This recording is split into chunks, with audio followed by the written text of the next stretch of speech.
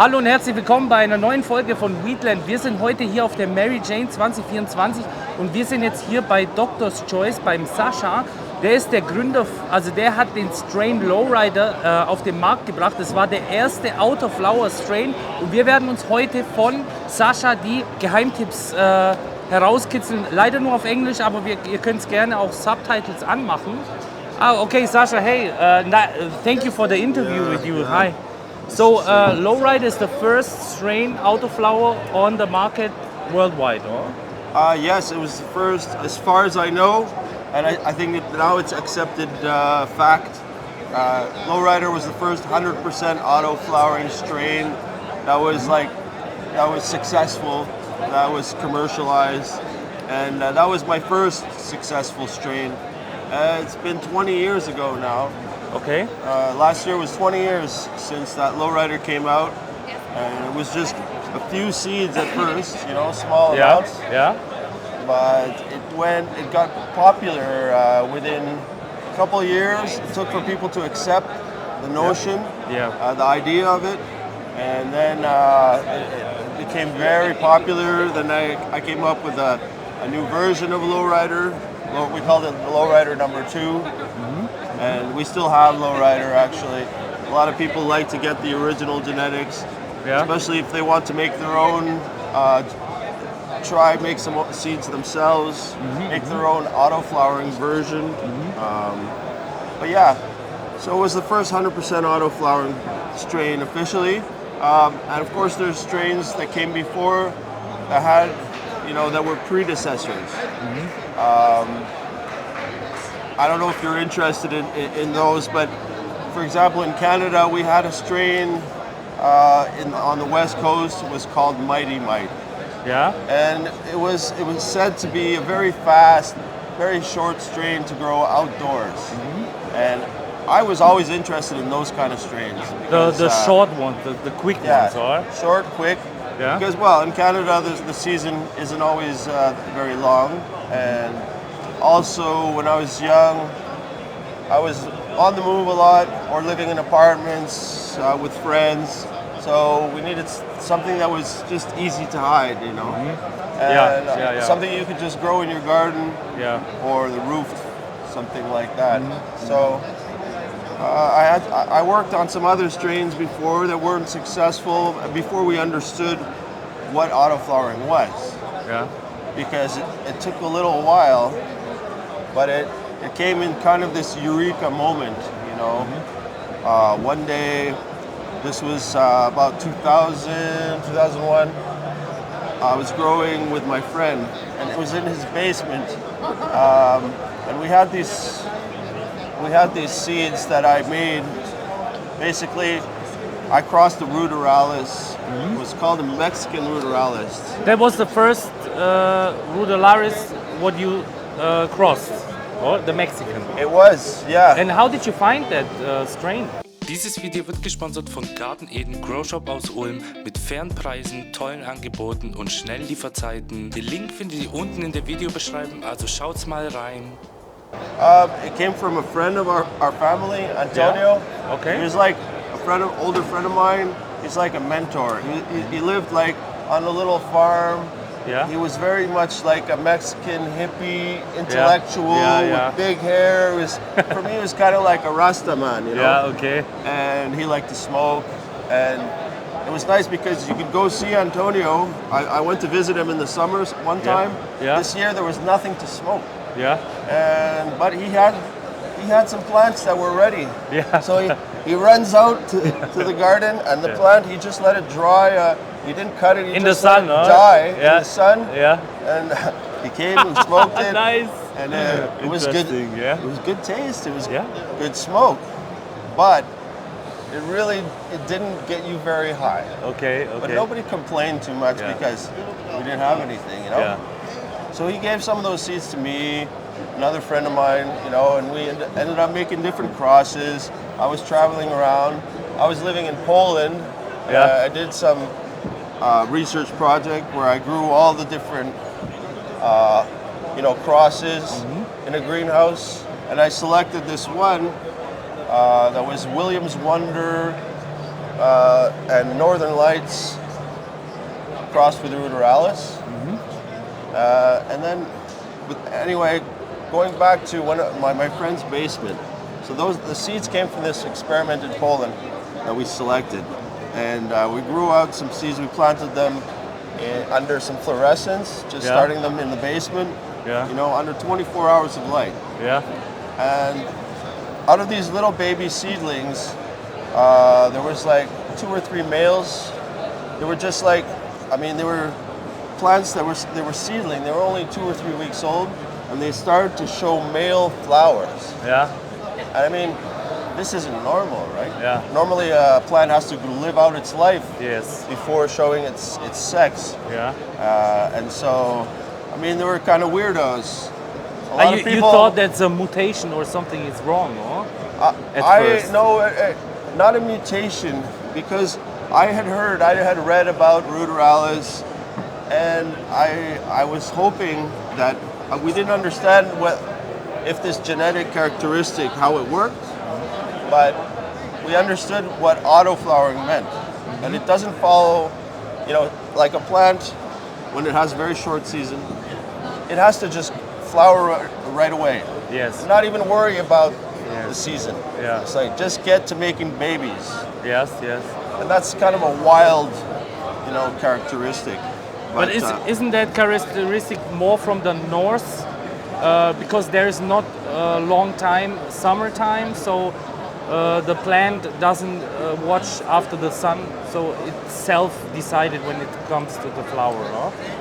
This is the thing. Well, that's the traditional, that's what I believed, and that's what the information out there was, that this was a northern plant. Yeah, that's my information saying. But, you know, when you look into it a little more, cannabis, there's short season areas in many parts of the world, not just in the north. For example, high elevation areas, even in the subtropics, where they have short season. Yeah. Or the point is that ruderalis is not really wild cannabis. Yeah. Because wild cannabis strictly wild cannabis does not exist. Humans have been growing it for generations, for thousands of years. So what ruderalis is, it's cannabis that escaped from cultivation and went back to the wild temporarily. Okay. And because there's always, if you look around where there's areas where people grow cannabis, you know, commercially or whatever, there's always you can find some wild patches, you know. Even hemp does that, but it's not naturally out there in the wild. Yeah. So there's an exchange between like the gene pool from the wild and cultivated. That's always happening, and a ruderalis can probably happen in any plant population if you look hard enough. If you go to Morocco, you might be able to find some autoflowering plants. The only thing is you can't tell. Yeah. Because in a tropical climate, there's no real difference in appearance. Yes, yes. But so that gene exists out there, and there's different versions. Some of the autoflowering genetics out there come from lowrider. Some maybe come from other autoflowering strains. For example, that we've worked with some other ruderalis besides the Mexican ruderalis from Russia, from Siberia, or from the east. So I have one question. The big myth or mystic thing is, when does the autoflower really goes into flower? Is it when the pot, the roots think, okay, I'm ready, or is it stress, or is it what do you think, how you can make the autoflower flower later, so it goes longer? Well, each variety of autoflower has more or less of a seedling stage. So some of the quickest ones, well, they only grow 2-3 weeks and they start to flower, and then they're ready in 2 months. Other ones, they delay before, they're slower to kick into flowering, so they have time to get bigger. Yeah. And they keep growing while they're flowering, or flower longer, those are all things that are variety dependent. Is this a genetic thing, or? Yeah, it's probably controlled by many genes, and there are plants, like you said, that generally sometimes they were called super autos. They're different from the autos we're talking about here. Is that they'd rather, as soon as they occupy the pot, that causes them to flower. So, but the bigger pot you give the plant, the bigger plant you're going to get, and that's something we didn't know at first, right? Mm-hmm. Because lowrider in the beginning, we're looking at it like more as a miniature plant. Mm-hmm. Mm-hmm. We didn't think about how to get the most of it. Mm-hmm. It was just like easy. We could fit so many in a small space. Yeah. It came to the same thing. Yeah, I know. It's quick turnover in a small space, simple. You don't need a timer, special rooms for cloning. Yes.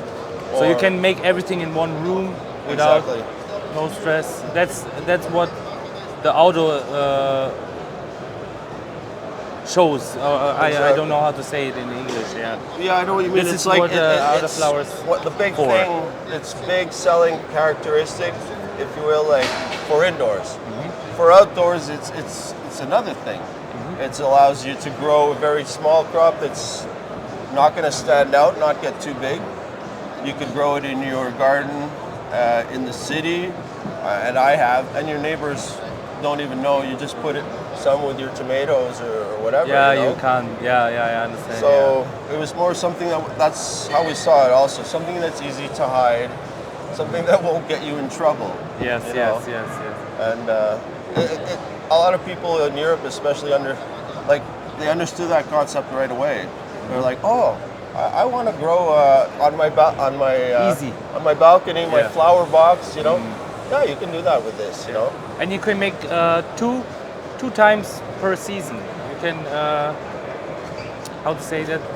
2 crops per season. Yeah, exactly. You can do it that way. Say plant 5 plants now. Yeah.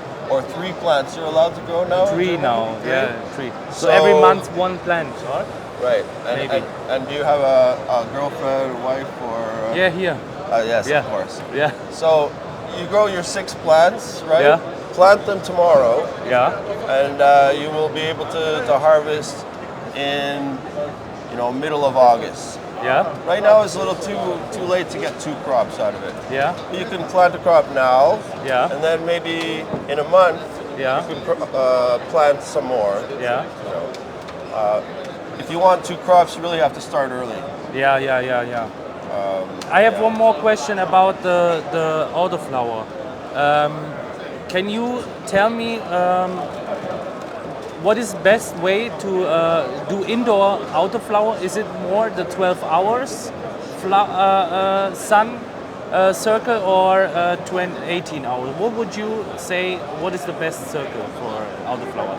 Is it no problem for 24 hours to give them lights or stress them out a little bit? Oh, it's still a debate. Some people say it doesn't need, but I don't really understand the point of 24 hours. I say, it's probably better if your plant has a normal life cycle, but there's still a debate about that. 18 hours is best generally, and a lot of things are variety dependent. The thing is, you can get good results with just 12 hours as well, and then or anything in between. But they tend to, with 12 hours, they tend to be. You'll get less weight out of it, and your plants tend to stretch in the night because they got a longer nights. This also depends if you have temperature, right? It's not just light and temperature. So it's And can we talk a little bit about stress training, low stress training on autoflowers, popping and stuff? Would you prefer to make some training on autoflower, or would you say it's better maybe for the plant to stay like it is and not get so much stress, so maybe at the end gives more flower, or it doesn't matter? It's a good question, but I'm not the guy who's gonna tell growers how to grow their plants, because there's many ways of growing. Yes. There's many ways of training, and pruning, trimming, all kinds of things, right? As far as my job is to, when I grow, I'm looking at from a genetic point of view, breeding. I want to see how the plant looks in its natural form. If I let it grow with the best, environment, but nothing fancy, nothing too crazy, just proper growing, organic. I want to see how it grows, natural shape, what it looks like. Otherwise, it's hard to compare. I'm more interested in the information. I want to compare different plants, see if all the plants look the same, you know. It's very different from someone like most growers who are thinking about numbers and production, you know. When you're doing it for breeding and selection, a lot of times you have to get rid of these plants, which is hard. I mean, for a grower, commercial grower, it's just a different mindset. Is the process to making seeds, autoflower seeds and fem seeds, is it the same process, or do you have to do something different? It's a little different. When you're talking about fem seeds, you mean like photoperiod fem seeds, right? Yeah. Because we make fem autoflower seeds, right? Yeah, I mean photoperiod. I know it's confusing for a lot of people actually. The terminology, not everybody uses the same words in the business, some say fem and auto.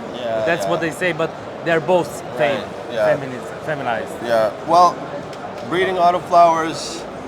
Before we talk about feminization, breeding autoflowers is a little different because it takes, if you want to make an autoflowering version of something, say any variety you can think of.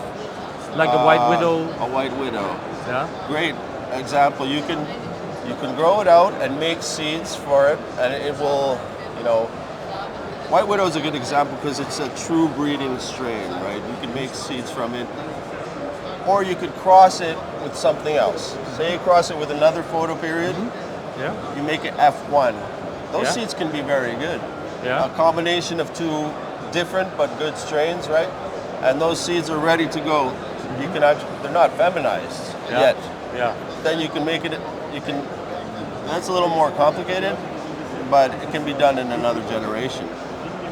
After you've created a strain, I mean, you should test it out. Really, and a lot of companies have different philosophies on this, you know. But for autoflowering strains, if you want to develop your own autoflowering strain, and you take that white widow, now you want to make an auto white widow. So the F1 seeds are still not autoflowering, and you could do a cross, but there's 2 more generations of work to do before you have 100% autoflowering. Okay. Because autoflowering genes are recessive, so they don't show up in the first generation. What they do is slow. They speed. They do make, you know, hybrids are the faster flowering, and maybe they finish faster, but they're not actually autoflowering. Yeah. So it requires a little more work, and they're both tricky to develop. Feminized seeds now is a question of really timing and producing enough pollen. It's quite difficult, and it doesn't work every time. Not every plant likes to be feminized. You have to choose the right ones. So it's a little different, but at the same time, because autoflowers are so easy to grow and so fast to mature, it allows more quick turnover, and it allows small scale people like how I started to do their own little playing around experiments, and in a small space. And if you do 2 or 3 crops a year, hey, in a year or 2 you have your own strain. And then the work it's all worthwhile to have your own Yeah, strain. that's nice to have as well. Like, and the think so. experience to do this is really It's like your rewarding. baby. It's your baby. What Exactly. you're doing for a long time, you work on it. Yeah. Exactly. It's good for your Yeah. your soul. I mean, and we all have this in us, like nurturing, taking care of something for a while, and then it gives you back. It's like it's farming. Yeah. Can you tell the people, my community, what they have to look when they want to grow autoflower at home? What is the most 3 important things you have to watch out when you decide to make autoflower? Some tips, maybe you can give some tips to the people? Absolutely. I mean, as far as autoflowering seeds, starting seeds, it's the same as any kind of seeds. And the only thing you have to watch out with young plants is don't let them grow in small containers for too long and get root bound, because that will make them stay small. You can transplant a plant. You can plant a seed, transplant between like about 2 to 3 weeks. That's no problem, it's because no everyone problem. says that you have to put it in the end, in the final pot. So that's not 100% true. You can make it in a different way as well, huh? Well, yeah, because a lot of times it's not really practical to start in a big pot. Sure, it's good to start in a big pot. Well, what if you're starting 100? What if you're starting 200? And that's the kind of numbers that I work with, right? Yeah. Okay, so now you're going to have to fill your 200 pots, put in your 200 seeds.